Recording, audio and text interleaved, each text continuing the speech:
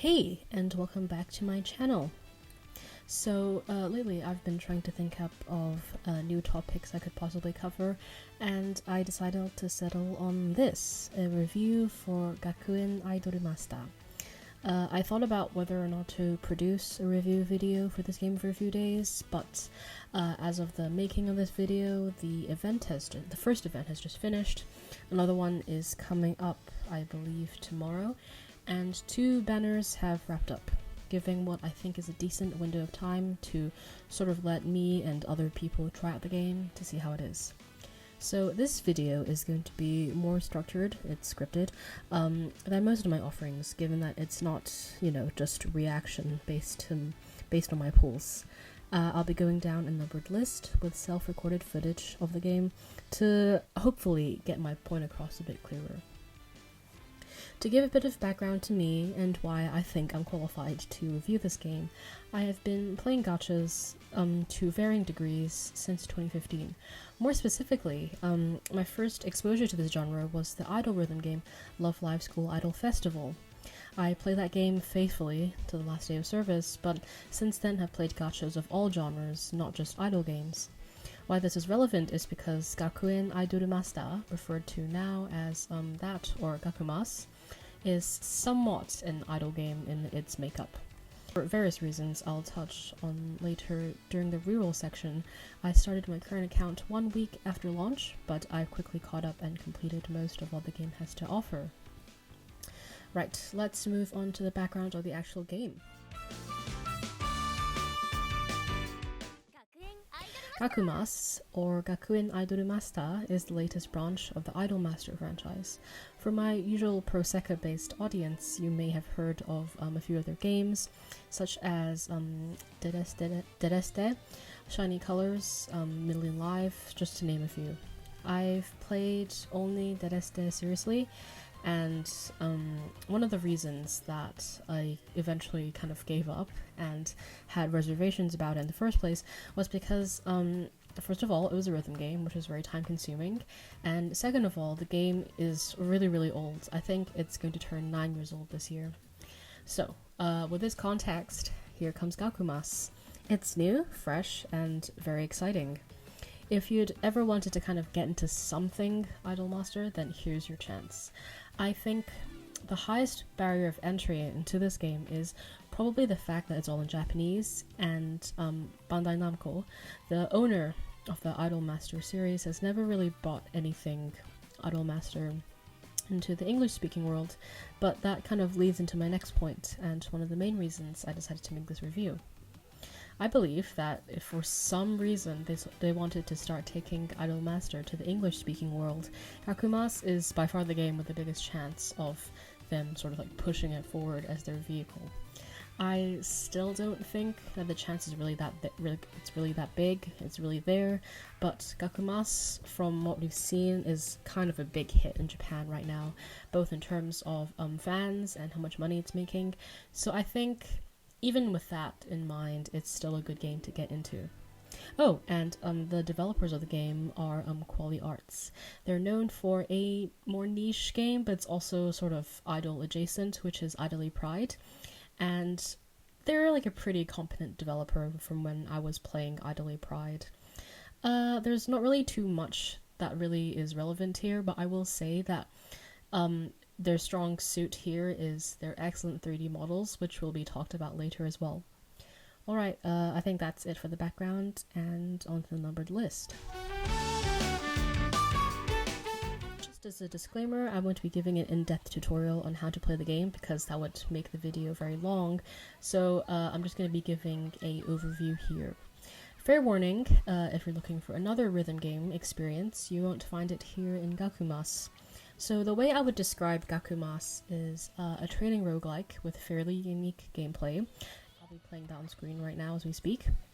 So the closest comparison I can make is Musume Pretty Dabi, a gacha game that's also only in Japanese but has garnered a very notable following, I could say. As a game, from like a game design perspective, it largely does its job right. It understands what makes Musume work, but it's also kind of carved out its own identity, and it's not a copycat that's very, very blatant. It really improves on a existing formula to great effect. Right, at the start of a run, you have 5 support cards, and you have to borrow one from a friend.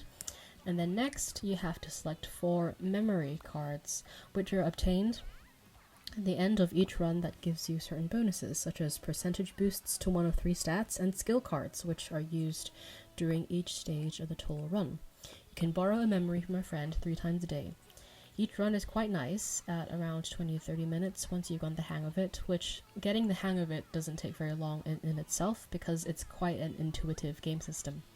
I remember before I retired from Musume after playing for around 2 years, that the runs could sometimes last for up to an hour, which was really tiring, so I'm glad that Gakumas's runs are much faster in that sense. Each run is essentially split into 2 sections. Both are capped off with a final checkpoint, or a final exam as they're branded in-game. The final exam for each phase of the run involves you beating 5 other NPCs' scores to hopefully achieve first place. The second section of each run is accessed when you achieve at least 3rd place in the first final exam, and has you compete in a more challenging final exam that not only determines your ending based on your placement, but also helps determine the score of your final memory to take into different game modes and to take into future runs. How each run operates is based on a skill card system. There are also support items, known as drinks in-game, that can help your run. You obtain these from an existing pool created from the memory cards, the support cards, and the idol herself. You gain better skill cards and drinks support items when you level up your producer rank in-game to be accessed in future runs. I'd also kind of like to touch on PvP. I don't think it's that significant to have its own section, but it also should at least be mentioned. There is a PvP mode in this game, but much like how other modern gachas sort of tiptoe around it, the rewards aren't really worth that much, and if you really want to ignore it, you can do it and not really face any repercussions. Alright, finally, the girls themselves, the idols. So, each idol corresponds to 3 attributes, which is pretty typical of the Idol Master games. So first we have VO, or vocal, the one that corresponds to the red color, DA, or dance, the one that corresponds to the blue color, and VI, or visual, that corresponds to the yellow color. With the exception of the idol Saki, all girls have a stats bias towards 2 attributes. Each idol is also further separated into a sense and logic category. The base gameplay is the same for sense and logic, only that their base card pool is different. They also have different scoring gimmicks that further separates different types. So, for example, a sub-stat or a sub-category of logic is a type of gameplay that I would call burst. So only 2 logic idols, Hiro and China, have a burst-based gameplay, where they power up without doing much else over many turns, but for the last 2 or 3 turns they burst into very high numbers. So I do think that logic idols are a bit harder to play once you get the hang of it, but nearing the end game, which I'm around now, they're quite easy to work with in terms of scoring.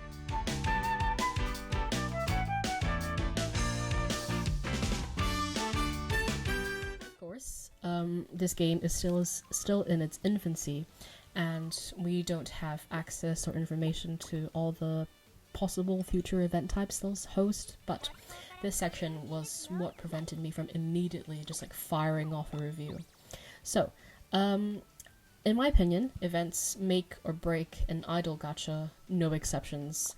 I think that events are always important to every kind of gacha, but then events specifically for idol gachas are really crucial to how they're run and whether or not they're successful in the first place. The previous event provided a welfare SSR that was fully incapable for free without having to refresh stamina. And this card itself, after some testing and use, is pretty decent and can be slotted onto a card deck without much issue. During the event, I played around 3 times a day and managed to uncap it entirely for free without basically ignoring the rest of the event shop. I will say that there is still a decent amount of grind involved, as Gakumas is entirely manual, but it was manageable, I think. In terms of materials offered in the event shop that aren't tied to the welfare SSR, the event shop was pretty good. It had a fair number of items, and the grind wasn't really ridiculous. Now, onto the not so good stuff. The jewel income, for lack of a better word, is subpar. I'd say that I've committed myself to sort of going through as much of the game as I could, so the honeymoon period, quote unquote, might last longer for you, but now that most of the in-game rewards, both in and out of event, have been completed for me, the jewel income from day to day is quite concerning. You'll get a burst of around 100 pulls, which is the quote-unquote honeymoon phase, but now the income has kind of slowed down to a trickle for me. There's not really that many avenues to get more jewels, if that makes sense. The events are usually a way to kind of fix this issue, but from what we've had for now, it doesn't really do anything for it at all. I don't know, one of the small nitpicks that's kind of a symptom of this issue is the fact that the event stories that are bundled in with the event, they don't give any jewel rewards. I suppose you could argue that the game just launched, but I can't help but be worried, at least on this point. In terms of dailies, we get 50 jewels a day, and we get 200 per week for the weekly missions. For context, I will go into this more deeper, but for context, one 10 pull is 2,500 jewels. Right, presentation. This is pretty significant, I'd say, so I'd like to split this into two further subheadings. One is the visual side, and two is the auditory side. On the visual side, Gakumas as a game is pretty good. It's quite good.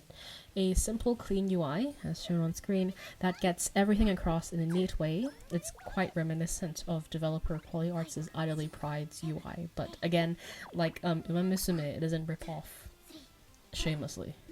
So, quite charmingly actually, there's little details, such as some skill cards' illustration changing to match the girl you're producing. It creates this extra whimsy, which I think is quite nice. These 3D models, actually, for me, is their star pupil. They photograph well, and they move well in their respective 3D MVs, and in the changing room, you can even do things such as extreme zoom, into their eyes, and they retain, the models retain their quality. The game and gameplay is also presented in a way that even non-Japanese speakers can understand their meanings after getting used to it quite quickly and consulting guides made by other fans. But yeah, I'd like to emphasize that the models definitely are the standout of Gakumas.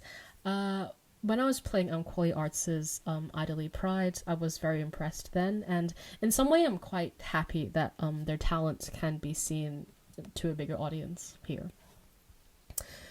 Now onto the auditory side of things. Unlike many idol franchises, there are no big names, no well-known seiyus or voice actors to aid the marketing, but the game doesn't really suffer from amateur voice work or quality. With each idol's new gacha card and with their birthday, they will receive a new song. The gacha card requires to be pulled to access the new song in-game. So yeah. Surprisingly though, Gakumas bucks this trend of idol franchises producing tracks almost entirely in-house. It contracts a wide range of producers in the fashion of Project Sekai. One of the focus songs for the character Saki was produced by Giga of Vocaloid fame, whereas another was produced by French composer Moe Shop. I'm sorry if I pronounced that incorrectly. Their YouTube channel, Gakumas' YouTube channel, Hatsuboshi Gakuen, holds these songs and posts them regularly. They're also on Spotify and Apple Music, I believe. I'll leave the links to the YouTube channel in the description. Finally, to wrap this point up, remember how I said that the game doesn't really suffer from amateur voice work or quality? Well, not so much, and this is a good thing. Trust me. So, the final performance at the end of the run kind of caps out the entire run. It reflects how your idol did in terms of her training. So if your run went really well, you got a very good ending, they'll get like this big, beautiful stage on like this sophisticated choreography, like very nice camera work. Like it looks expensive, it looks really, really good. But if your run didn't end particularly well for various reasons, their final performance is going to reflect this. Their dancing is going to suck, their singing is going to be off key, and their expressions are going to look stiff.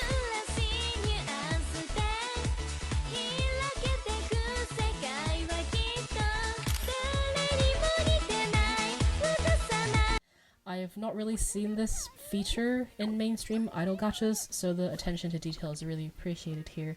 I believe one of the voice actresses, I should say, mentioned that they had to sing different tracks to reflect their poor